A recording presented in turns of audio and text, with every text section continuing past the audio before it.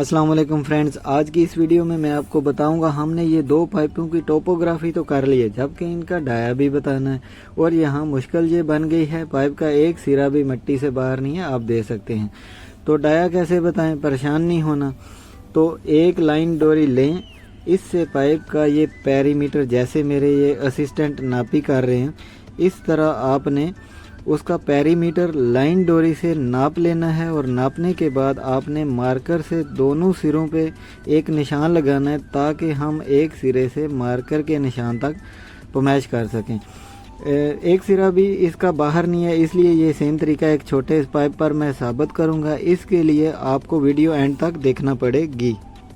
Same उसी तरीके से एक आज़ाद सिरे वाले पाइप पर मार्कर से हम निशान लगाएंगे। अब मीटर से इसकी पमैश करके डाया निकालें। तो ये हमारी लाइन डोरी है, जिसको हम ज़ीरो से लेके एंड तक जहाँ मार्कर का निशान लगा है वहाँ तक देखेंगे।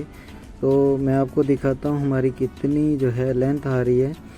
ये आ रही है हमारी जो है 0.86 सेंटी 5 मिली। अगर मैं आपको यहाँ पे दिखा सकूँ 0.86 सेंटी 5 मिली।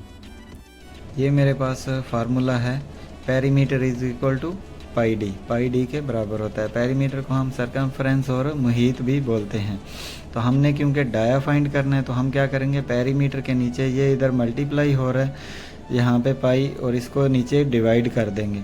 तो डिवाइड करने के बाद इनके वैल्यू लगा देंगे। आपको हमने मीटर से दिखाया था 86 सेंटी 5 मिली हमारा पेरीमीटर आया था, और पाई की वैल्यू होती है 3.142। दोनों को डिवाइड करेंगे, ये आ जाएगा 0.275, यानी 27 सेंटी 5 मिली। ये हमारा पाइप का डाया आ गया। अगर आप पेरीमीटर फाइंड करना चाहते हैं डाय से, तो पाई डी यानी पाई की वैल्यू और पेरीमीटर की वैल्यू लगाएंगे, तो आपकी पेरीमीटर दोबारा 86 सेंटी 5 मिली आ जाएगी। तो ये मैं आपको लाइव इसका प्रूफ दिखाता हूँ। अच्छा जी, तो ये देखें, ये मेरे पास 27.5 मिली बिल्कुल बराबर आया। यहाँ पे अगर हम आपको दिखा सकें 27, ये थोड़ा सा राउंड है पाइप, तो यहाँ पे 27.5 मिली बिल्कुल बराबर है।